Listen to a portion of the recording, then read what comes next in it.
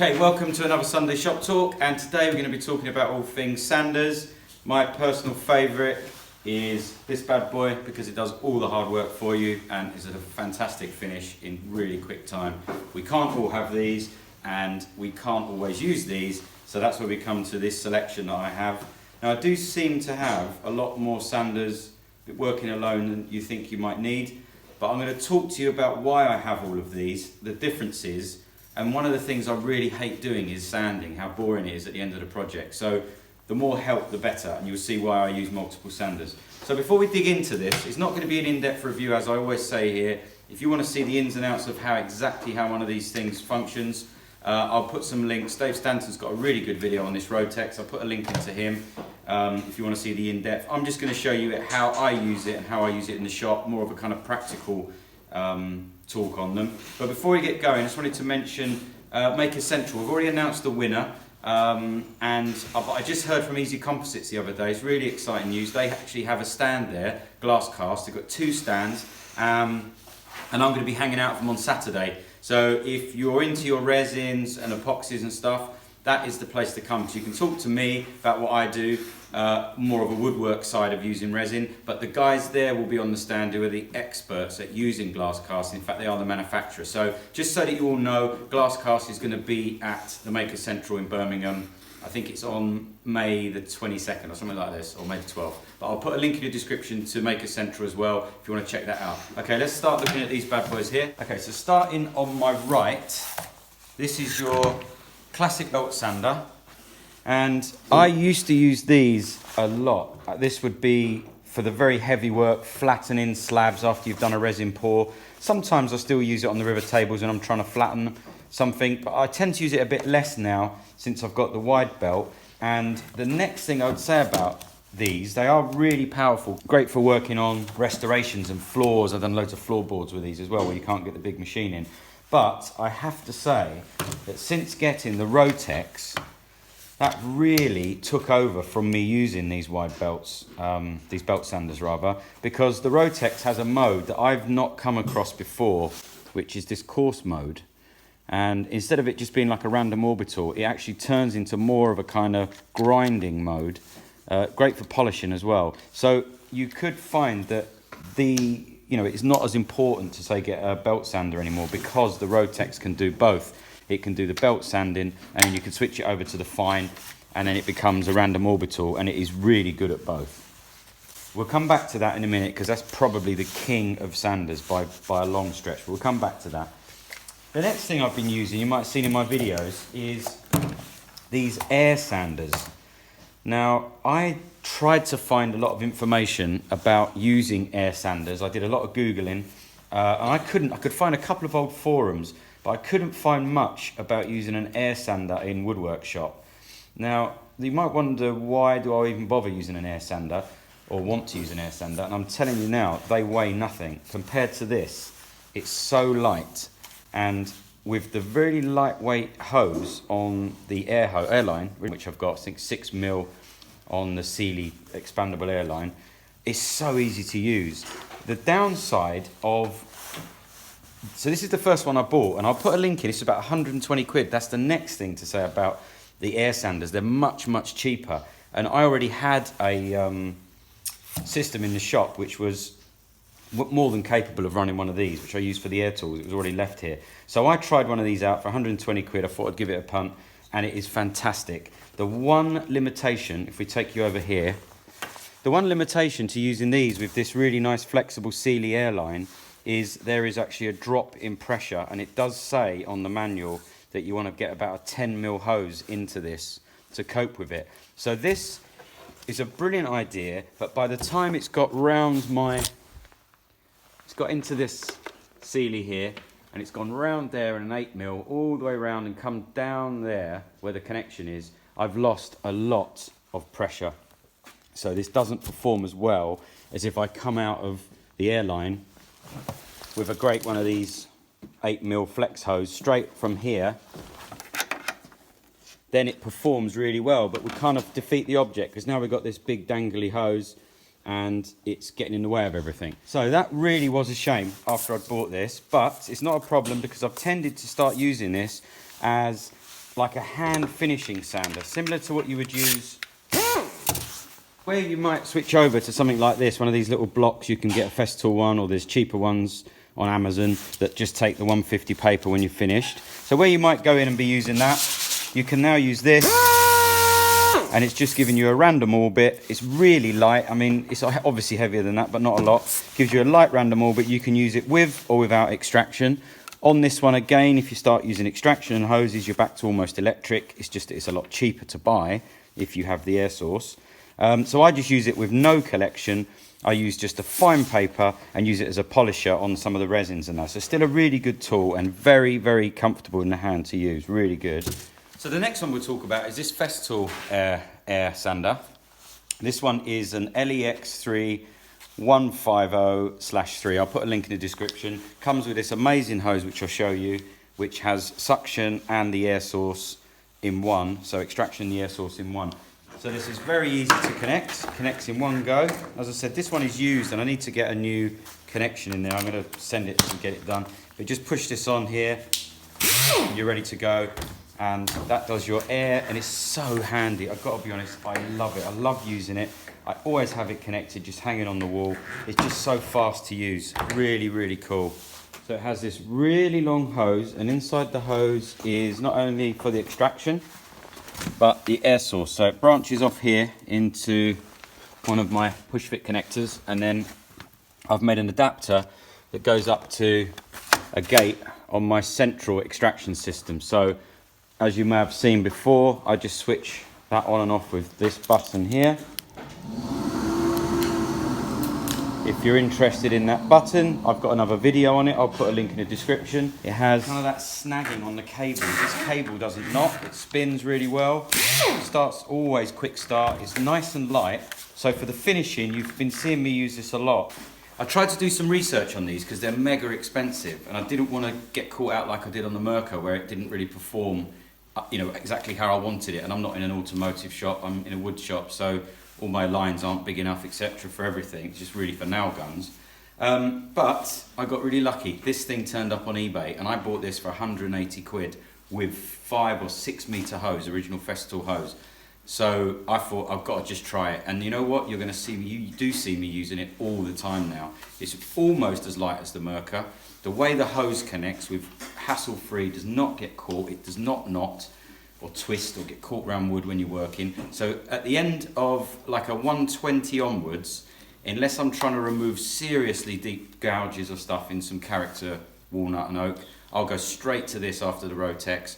Or if I've been using the wide belt, it'll go wide belt this, and I don't even get the Rotex out anymore.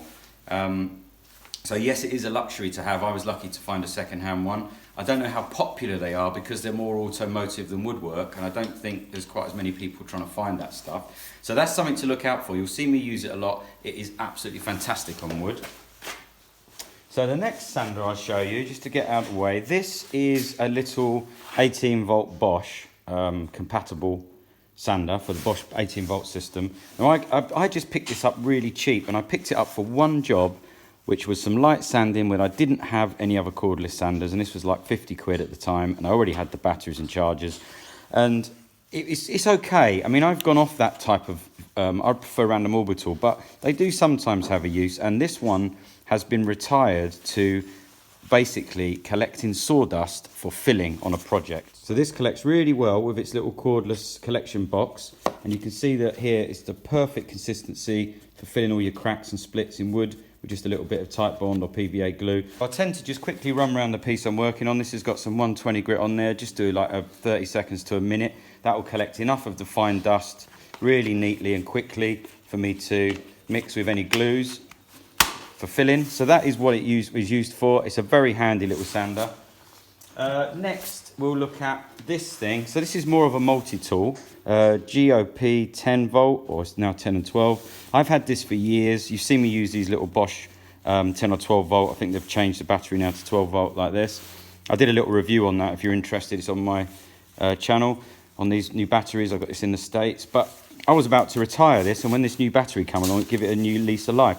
So why I use this, you can see it's got this kind of aggressive triangle we'll go on to the other Rotex which can do it. But what I find with this tool is it's really aggressive. It's almost like the way an angle grinder, you can use angle grinders for sanders, and they're very, very aggressive. And this seems to be a really aggressive sander. So great for getting in the corners, nice and light to use. Again, no cable, it doesn't have any dust collection, but you're not taking much off.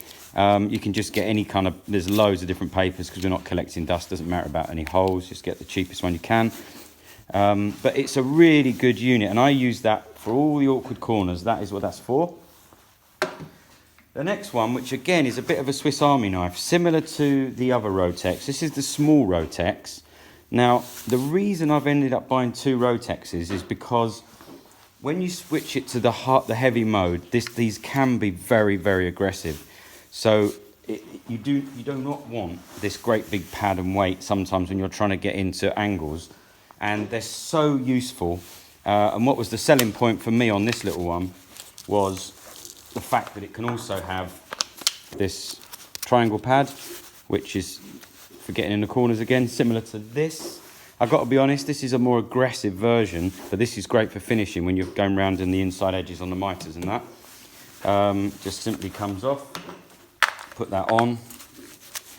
Then you have your coarse and your fine setting, and it's just great, really great. Good feel, good weight. Not good for flattening stuff because it's not very big, but great when you're working on window frames, door frames. I really turn to that a lot. So that's kind of most of the sanders. Now, if we just come back to the Rotexes, another little feature they have, you might have seen, is they have this little bumper, which is just brilliant. I never had it on any of the other sanders that I had before. And it means you can go up to the corner and you don't get this oscillation digging in to your work. So both of these can have the bumper. And the other great thing about the Festool Rotexes is you can buy different backs for them so that it can be a harder compound, and both of them can turn into polishers, which again you would have seen me use. You can put a foam or you can put like a woolen pad, or I've got some sheep's wool for the Rotex. So it's a real multi-tool. You can do everything from your corner stuff, your heavy gauge, you can go to the fine orbital on both of these. So they really are, I would say, the king of sanders. And if you asked me which sander would I have, if I could only have one, it would definitely be, first would be this. It is just fantastic. It definitely removes the need, the 150 Rotex, it definitely removes the need for needing a belt sander. You really can do it with this, and if you get some 38 grit or 40 grit, this thing will eat through anything, and then go right up to your thousands, 2000 grit. And as long as you're careful, because it's quite a heavy unit, this will polish just as well as any of these other ones. These are just more convenient with the way they connect, that's all it is. So one thing does all, and it definitely is the Rotex 150. Next on my shopping list, if it was me, would be this one, because then this takes over the need for needing to get into the corners. You can still polish with it. You can polish the edges of the river tables with the smaller disc. Really handy and useful. And then my next sander would be some kind of small lightweight one for the very final finish. I mean, those three, it doesn't have to be Festool. Those three, or much cheaper option, this Mirka, and you can get the electric version. I think that would be the ultimate set. Some of these old ones I had before the Festools, and so I've just got them around. But if it was down to me, it would be one of these three or one of those. That is probably the best setup. Ultimately, this is the most useful and versatile machine that I've ever come across, and I don't know of any others that are quite as good. Okay, I've done a couple of videos on this bad boy here, so I'm not going to talk too much about it today, but that is my favourite sander of all, obviously. It still couldn't replace, if I could only have one sander in the shop, it would still have to be that, because it does much more than just flatten stuff. But I really, really do not like sanding. It just gets so dull and boring at the end of a long project. But it's got to be done, and it's got to be done well. So that's why this was bought, because it's just something I detest so much, and it does such a good job. Again, the same with these Rotexes. I used to use the Bosch one and the Makita and all this. When I bought this, it's just as a game changer. And anything I can do to make the sanding quicker, more fun, that's what I would do. So thanks so much for watching again. Thanks for all your support. The bed It's almost finished. I'm really pleased with it. Draws in. There is a front to go on there that matches the end panel with some resin, which I've got to attach. Clients delayed the delivery by 2 weeks. I had some other jobs to do, so I kind of took a pause on that. There's about 3 or 4 videos already on Patreon, and because it's still not going to be done for a couple of weeks, I'm going to upload part 1 of this on YouTube later on today, hopefully, if not Monday, so at least you can get to see a bit more of an in-depth build on this. It's been really interesting. English chestnut with these really big mighty joints. I'm very pleased with it. It looks great. And thanks so much for my Patreons. Got quite a lot of new patrons this week. Hope you're enjoying the kind of more in-depth, over-the-shoulder content. Also, thanks to all my supporters on YouTube. Your comments are always brilliant. I hope everyone's reading everyone else's comments and joining in, because there's loads of useful information on there. It's not just about what I'm saying. Everyone's got really good opinions and advice. So thanks a lot to everybody. Hope to see as many of you as I can at Makerscentral. I'm only there for the Saturday because I've been accepted into the Guild of Craftsmen for Worcester, of contemporary art, and they have a big Malvern show on the same weekend as Makerscentral, unfortunately, so I'm going to be there as well.